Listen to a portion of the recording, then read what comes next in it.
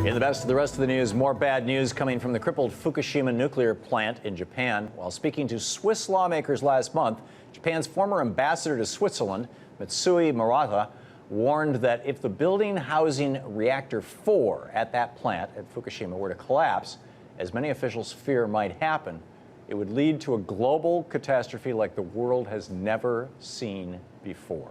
As reader-supported news reports, a former official with the U.S. Department of Energy commented on the consequences of a building collapse around reactor 4, saying, if an earthquake or other event were to cause this pool to drain, this could result in a catastrophic radiological fire involving nearly 10 times the amount of cesium-137 released by the Chernobyl accident.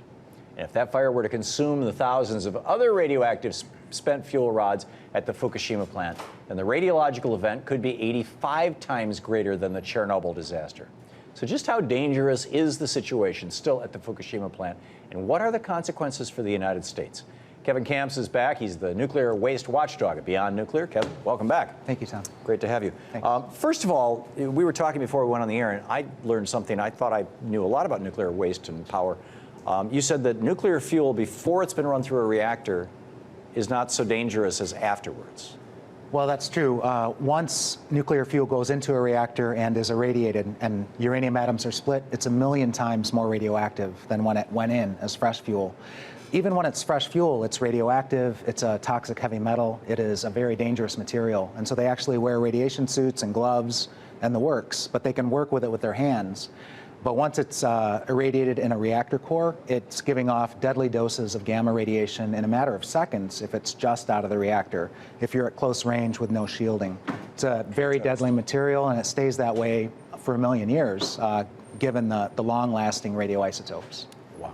So in their infinite wisdom, General Electric designed, correct me if I'm wrong on any of those, designed these reactors, or at least some of them, unit 4, Unit 3, Unit 4, to have their nuclear waste stored in the ceiling, right?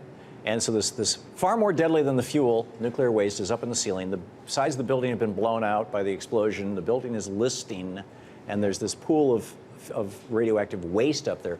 What happens if this building collapses? Well, it would be a global catastrophe. Certainly for Japan, it would be very devastating. It would be a larger radioactivity release than what's already happened there.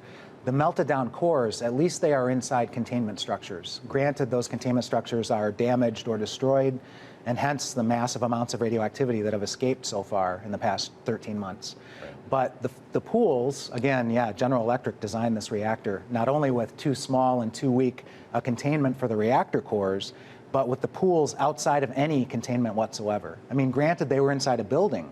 That's called the reactor building, a secondary containment. But the hydrogen explosions at units 1, 3, and 4 completely destroyed those outer buildings. And these pools are now open air. So if there's a fire in the Unit 4 pool, if it collapses completely, if the bottom drops out, and they have steel jacks under there now, trying to keep the floor from falling out on this pool, in a couple of hours, that fuel would be on fire, releasing up to 100% of its cesium-137 directly into the environment. And compare that to Chernobyl? Well, as Robert Alvarez said, in the Unit 4 pool alone, there's 10 times the cesium that was released by Chernobyl.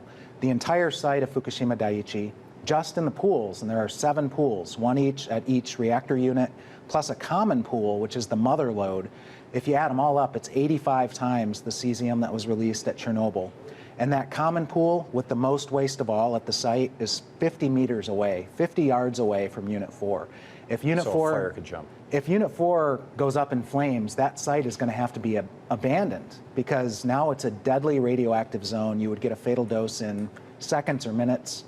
Nobody could go there, and you couldn't mitigate the accident. All those pools would likely go up in flames. Are there any nuclear reactors in the United States where they store the waste in the ceiling? We have 24 such units here in the United States. They're 24 where they've got the radioactive waste in the ceiling? They're Mark 1s, just like Fukushima Daiichi. One of them has been shut down since 1997. The waste is still in the pool to save money on dry cask storage. Holy cow. Is Vermont Yankee one of those? Vermont Yankee is a Mark 1, so is Pilgrim near Boston, so is Fermi 2 near Detroit. These Mark 1s are near our biggest cities. They're the oldest reactors in the country. They have much more waste in their pools than any of the pools at Fukushima Daiichi. So if you lose primary grid power, if you lose emergency backup diesels at our Mark 1s, it's a matter of time. At Fermi 2, it would take 4 hours and 12 minutes before the pool starts to boil. And then maybe some days, but that's what happened at Fukushima Daiichi. Right. Some days later, that pool water's gone. The waste is now in the open air and on fire. Amazing. Kevin Kamps, thank you for being with us. Thank you.